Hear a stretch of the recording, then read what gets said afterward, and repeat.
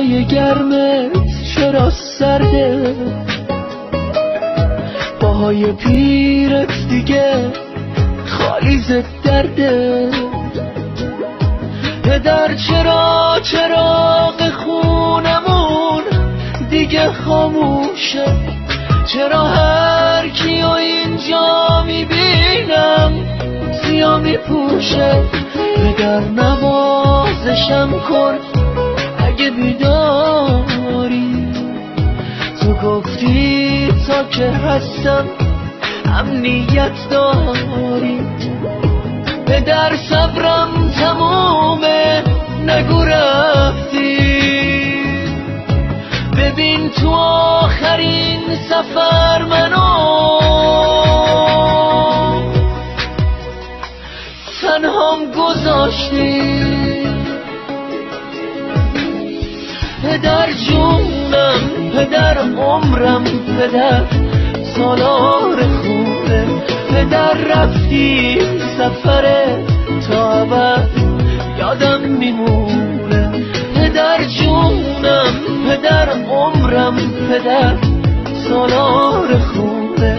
پدر رفتی سفر تا ابد یادم میمونه.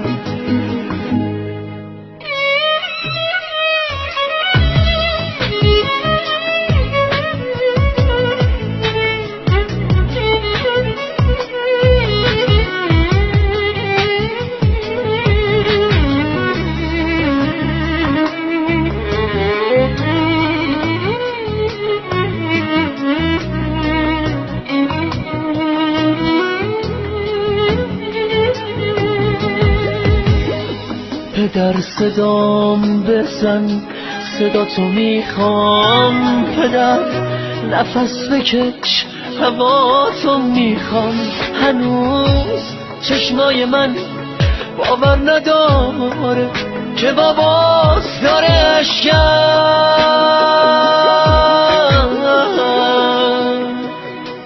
در میاره. پدر جونم، پدر عمرم، پدر سالار خوبه. پدر رفتی سفر تا ابد یادم میمونه. پدر جونم، پدر عمرم، پدر سالار خوبه.